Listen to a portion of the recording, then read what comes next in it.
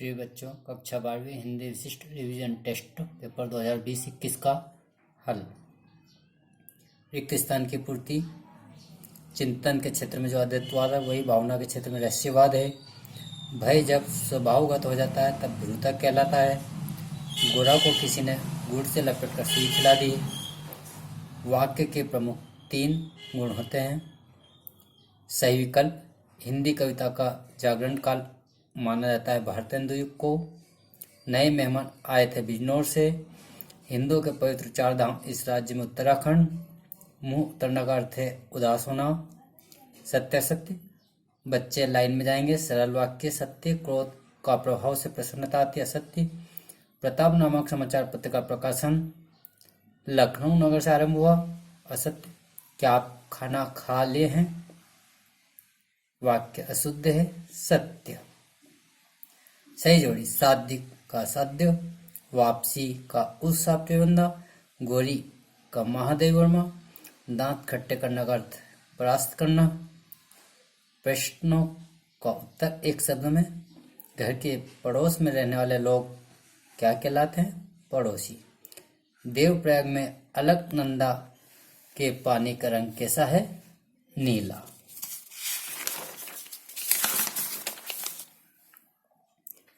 भारत की राष्ट्रभाषा कौन सी है? हिंदी। औज गुण से युक्त कोई 2 पंक्तियां लिखी है। उत्साह वीर रस की। आधुनिक काल को कितने युगों में विभाजित किया गया है? भारतेंदु युग, द्वितीय युग, छायावादी युग, प्रगतिवादी युग, प्रयोगवादी युग, नई कविता। छायावादी कविताओं की विशेषताओं का उल्लेख कीजिए। सौंदर्य तथा परिणाम भावनाओं का प्राधान्य। भाषा में लाक्षणिकता तथा वक्रता की प्रमुखता। छंद विधान में नूतनता। छायावाद स्थूल के प्रति सूक्ष्म का विद्रोह था। रहस्यवाद तथा छायावाद में अंतर बताइए।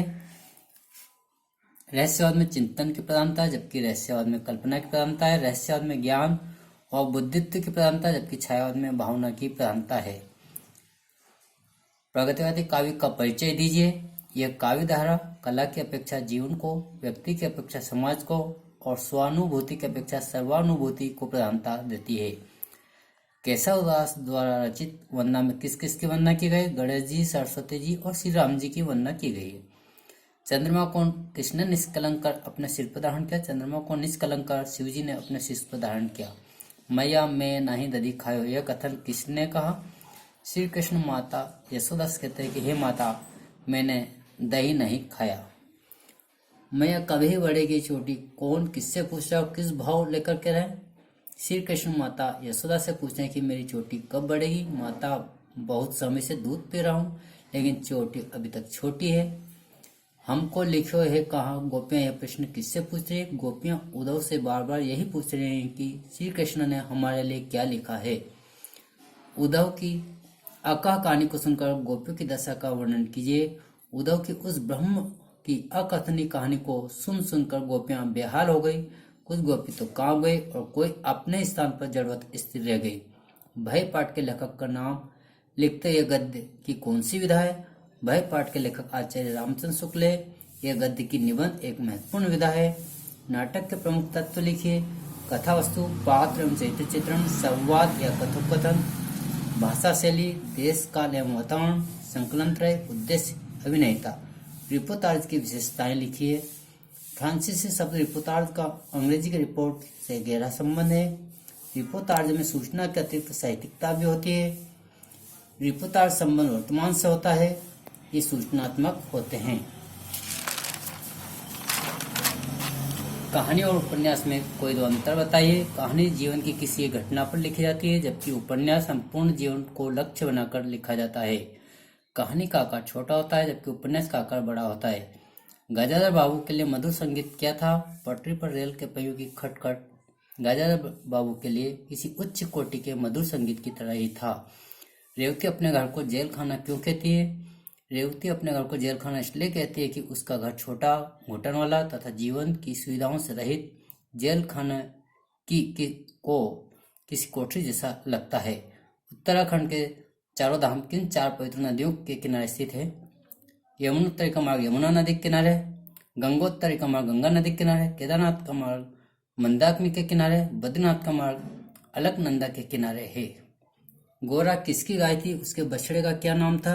गोरा पाठ के रेखा चित्र है, लेखक महादेव वर्मा है, लेखिका की बहन श्यामा की गोरा गाय थी, बछड़े का नाम लालमणि रखा। अशुद्ध वाक्य, शुद्ध वाक्य, मैंने कल पुस्तकें खरीदूंगा।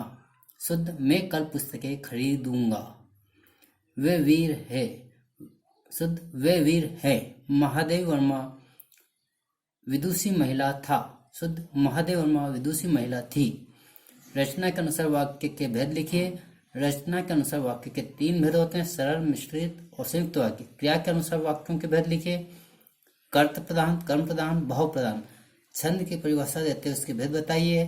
कविता के रचना विधान को छंद कहते हैं। छंद के 2 भेद हैं, मात्रिक मात्राओं की गिनती निश्चित रहती है, वर्णिक वर्णों की संख्या और रूप निश्चित रहता है, मात्राएं नहीं। धन्यवाद।